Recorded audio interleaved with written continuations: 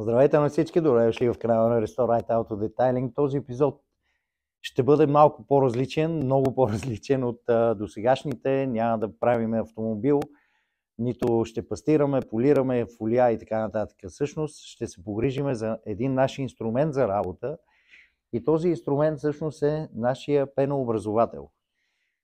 Пенообразователът, който използваме и наред в детайлинг обществото използват колегите, сега малко промяна в дизайните, разбира се, но представляват това нещо. Премахнал съм този назъл отпред. Изглежда по този начин.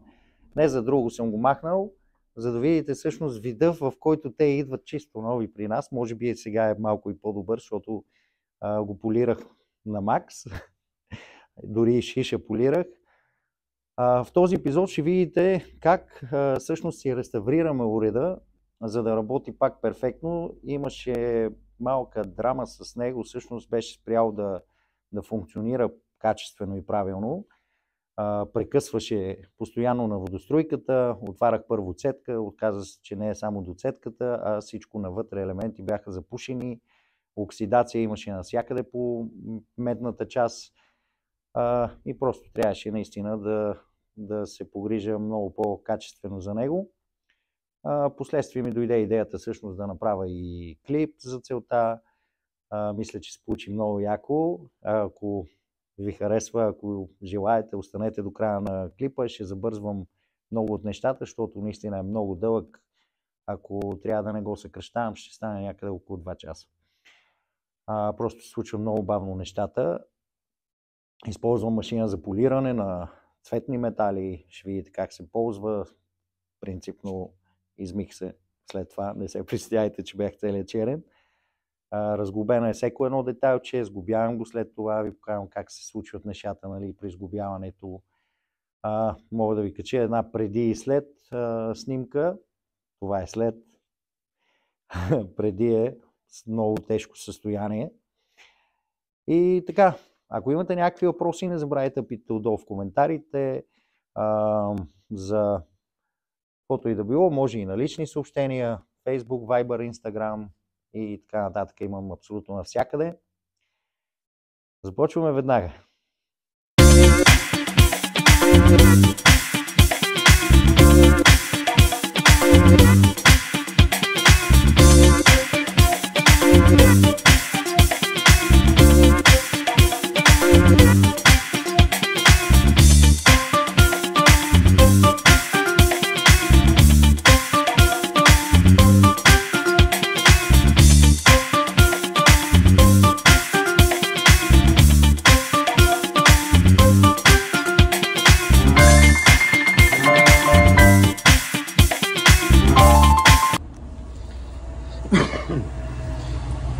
Цялата машинка запяна. Беше малко време за реставрация, така да кажем. Скидайте всичко вътре за почистване. Състоянието й беше доста зле. Течността е оцет 18 градуса. Състояние след реставрацията.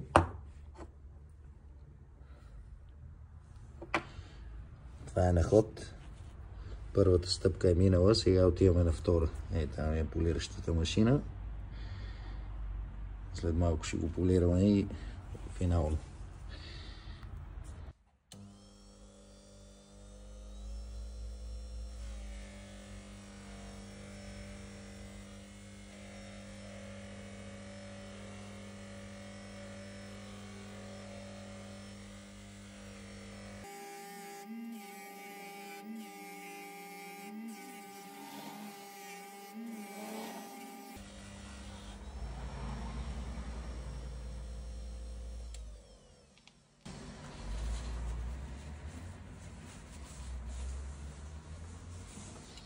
Ето разликата.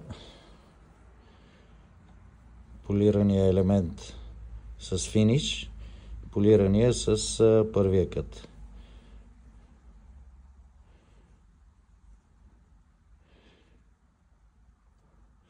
Огледално. Продължаваме следващата половинка.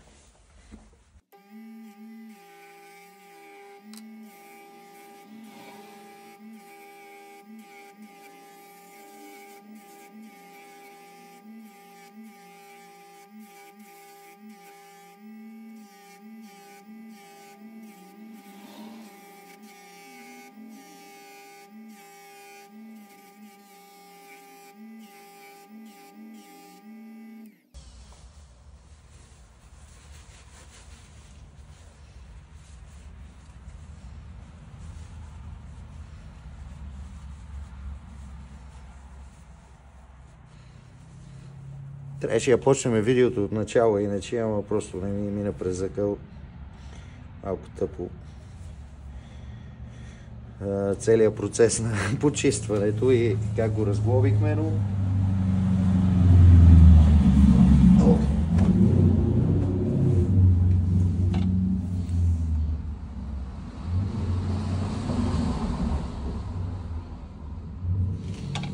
Тъй. Това е готово. Сега ще го смъкна малко е така. Тук да гледате всъщност какво се случва.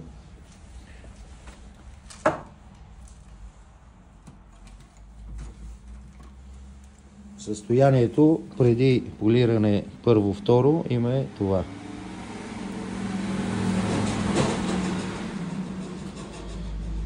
Ето. Тук са накиснати в оцет, за да може да се изчисти всичко отвътре. В някои ситуации използваме ето тази, за да мине през каналите, където може. Където не може, сега ще ви покажа.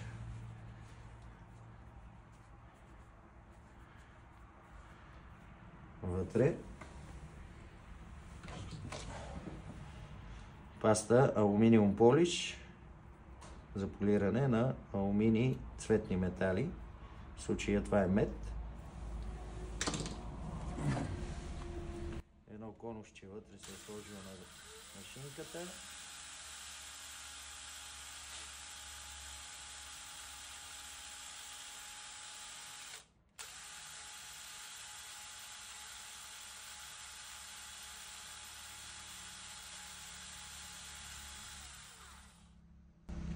Като се разсипе конусчето, го сменяме. Тук ни трябва малко повече дълбочина. Това ще го извадим малко по-към крайчето, за да може да стигнем по-дълбоко. Ще вземем и пастичката.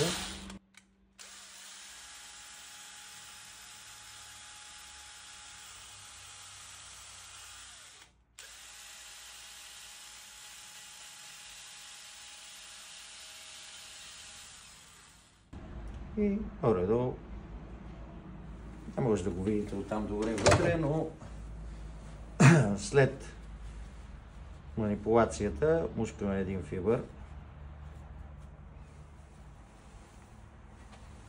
Използвам пинцети, за да го хвана хубаво.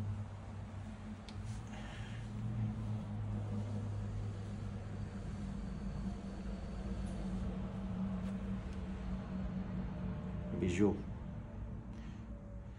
Много добре.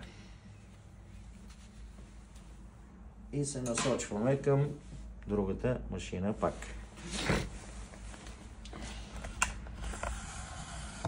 Ето тук. Ще ви повдигна отново.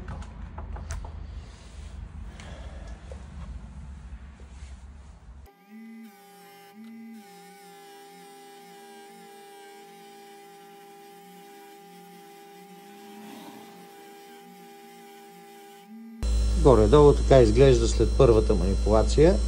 Мушкаме ъгъла на машината в каналите, за да може да и полираме и тях.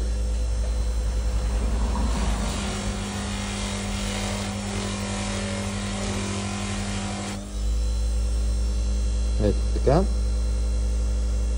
Не полирана, полирана.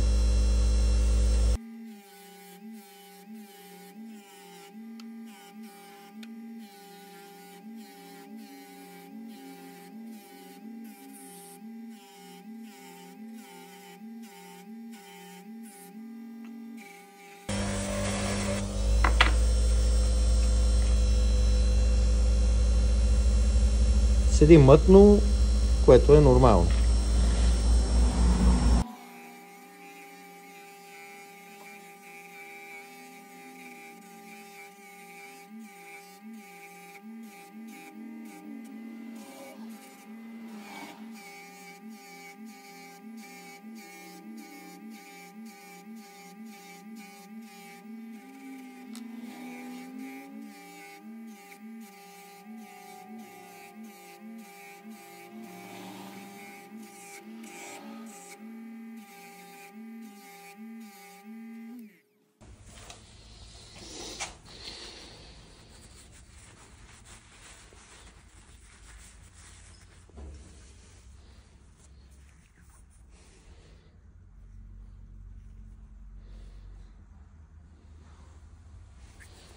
Това ни е финалният резултат на продукта.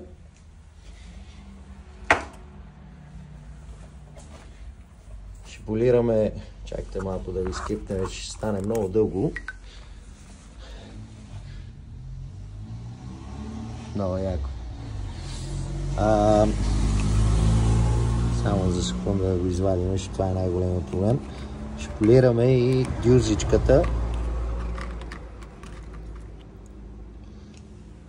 Това е дюзичката, която реално регулира пяната нагоре-надолу, отваря и затваря. Ще го сглобим заедно, ще ви покажа. И другите джиджавки са тук.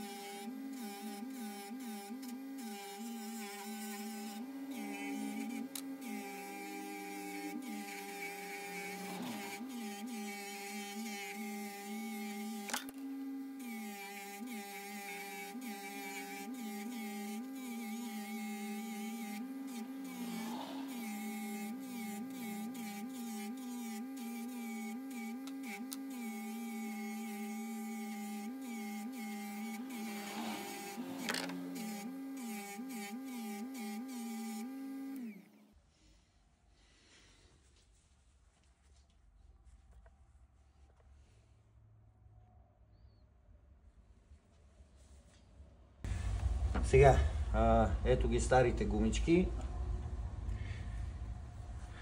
Някои изглеждат доста добре, други не чак толкова. За целта реших да ги смена. Приготвил съм новички. Тук имаме най-голямата, която седи ето тук в края на ринга.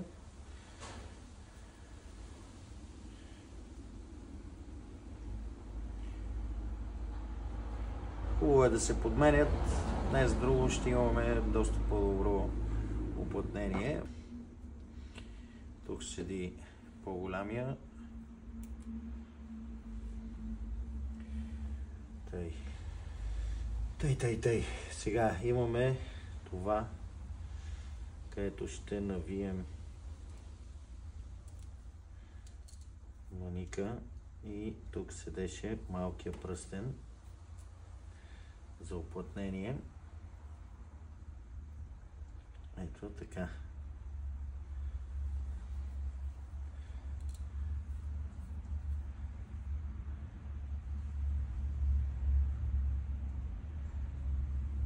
Ето тук седи този малко пръстен.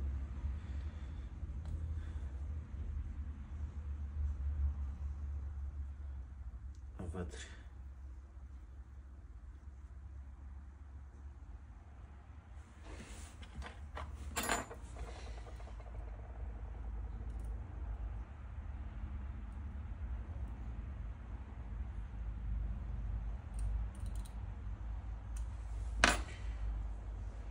О, да.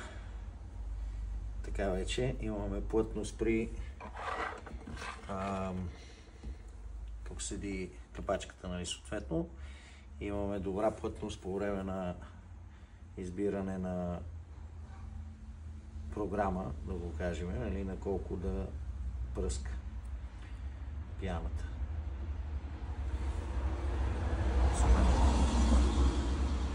Перфектно.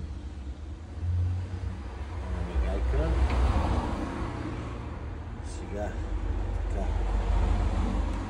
Тук ще прецениме, може би ще върнем този пръстен, защото другия идва малко по-голям, по-дебел. Да, той няма да има голяма полза от него да го сменяваме. Цедката също е чистена, въпреки че може да я сменим, само че аз съм я догодил малко по-различно тази цедка, апдейтната, и няма да я сменяме в момента.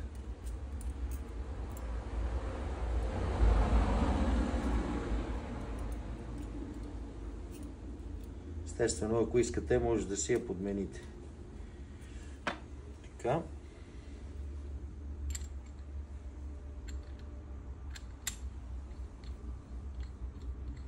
Така, тук има пръстени. За целта няма да слагам подлепещо. Просто няма смисъл.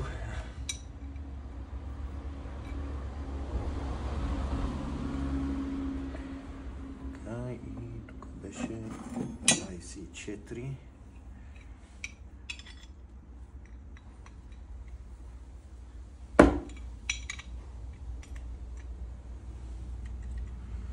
Стегаме внимателно, за да не разсипаме пръстените, който е вътре. Така. Дюзичката. Тук отпред. Къде отиде, бе?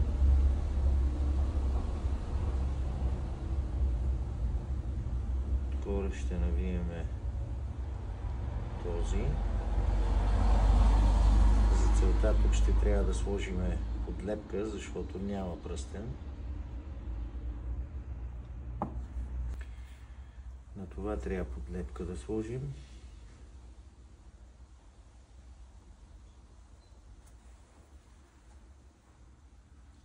Тук мисля, че нямахме пръстенче.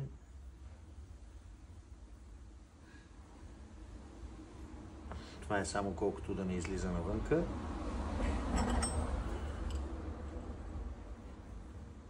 Ще го хванем с 14. И мисля, че беше 19. Не, 19.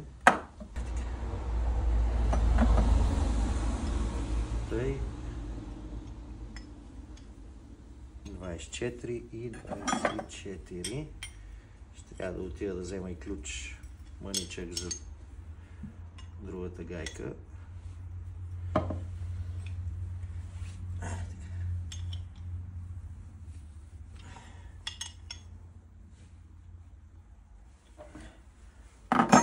Не е нужно да прекаляваме с стягането, при условие, че има уплътнения. Тъй. За тук ми трябва ключе и гумичките са вече ясни. Други няма. Можем да навиеме дюзичката. Ето тази. Тя седи тук вътре. Тя беше всъщност основната причина и основният проблем в цялата работа. Беше напълно запушила.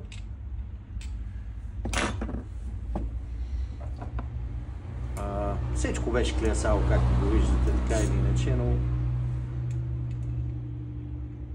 хубаво е да се почистват тези инструменти. Достатъчно. Тук имахме подлепка на шиша. Тук имаме подлепка на мъничкото и тук имаме подлепки. Само трябва да притегнем, но то може и след малко.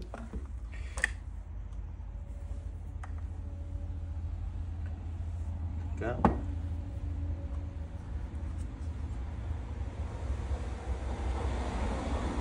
Ще използвам зелена, държи добре, в същото време позволява да бъде развиена във времето, ако се наложи.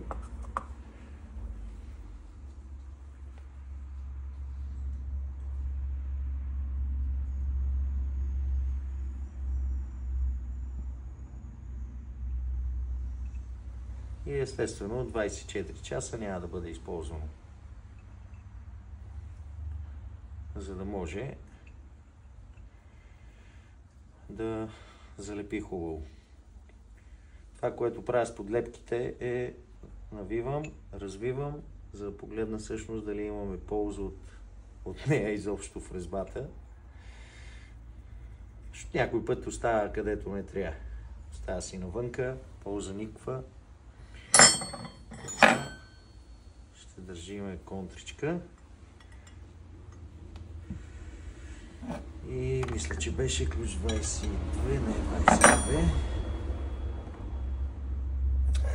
19. Да, 19.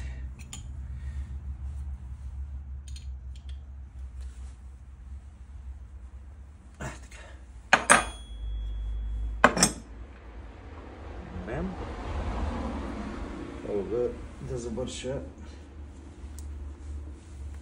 Тук има от подлепчицата малко остава навънка. Не излишно е. Така. Ориентирам се по надписа, кое да ми е нагоре, кое да ми е надолу. Това си е моя преценка. Така, тук ще сложим подлепчица.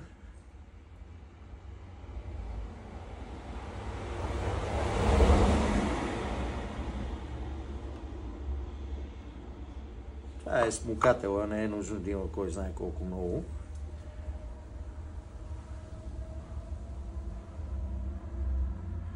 Тук машинката черпи препарата.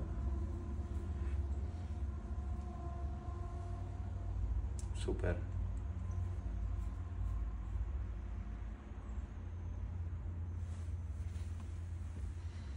Естествено, пак искам да премахна излишното.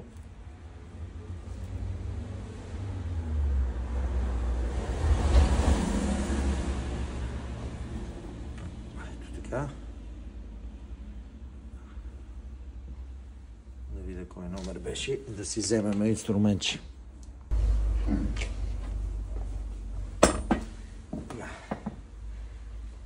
Взех си липсващия инструмент. Само да избършим главичката малко.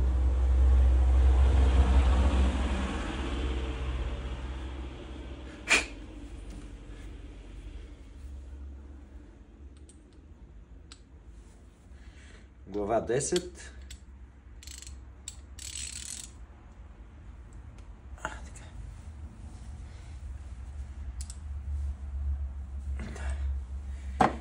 напълно на ръка, защото след малко ще я стегна пак чрез главичката, ще стегнем и тази, така че не е нужно да напълваме. Но все пак ви казвам, това е смукателчето, където дърпа от препарата. Не е нужно и много да се прекалява тук. Така гледаме нагоре.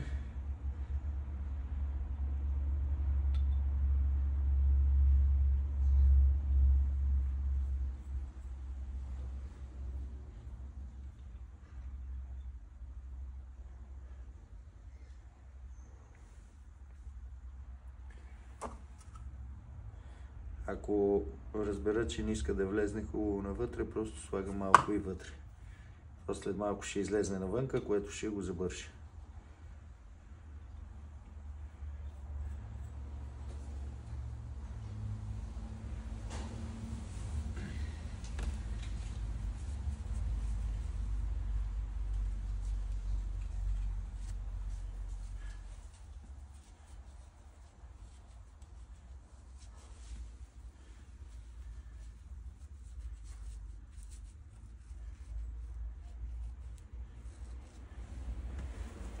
Не е лошо да правим подобни почиствания малко по-често, но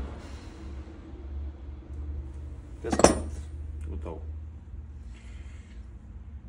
Така и остана този маник. Тук няма подлепка на гайката, не е необходимо. Тя просто държи врътчицата, нали, да не излиза навънка.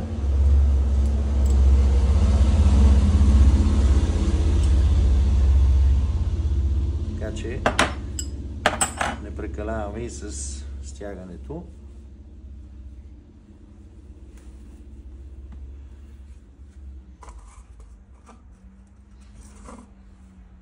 Иначе мога да ползвам една от гумичките и да не слагаме подлепка тук. Сега ще видим дали ще стане. Че много не ми се иска тук да има лепило. Или му викат уплътнение за резби и така нататък. Ако му сложим тъй пръстенче, само че въпросът е дали ще затвори до края. Защото тогава височината ще дойде друга.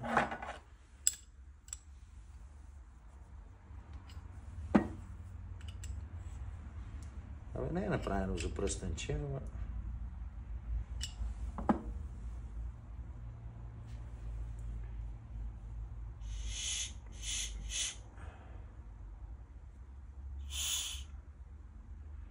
да. Абе, я да си сложим резбичка.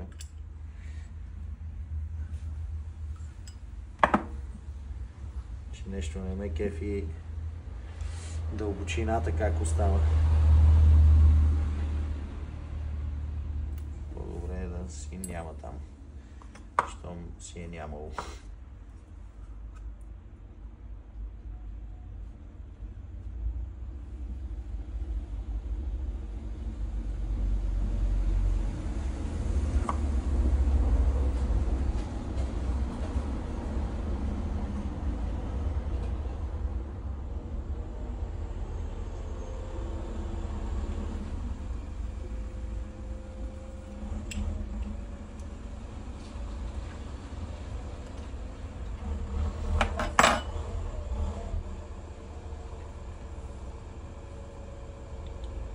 Вяваме тук.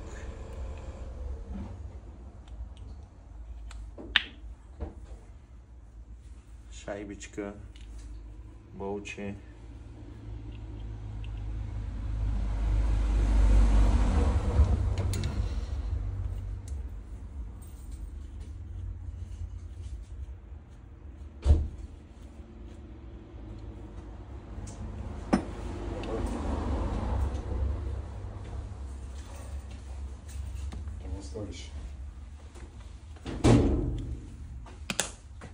Бойде ли ще вече? Пено образователно е това.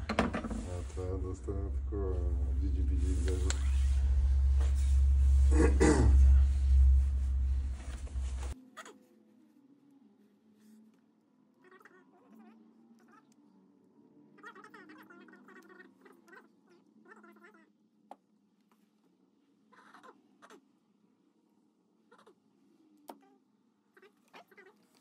И така, това беше всичко от мен от този епизод. Надявам се да ви е харесал и ако е така, не забравяйте пръстче нагоре.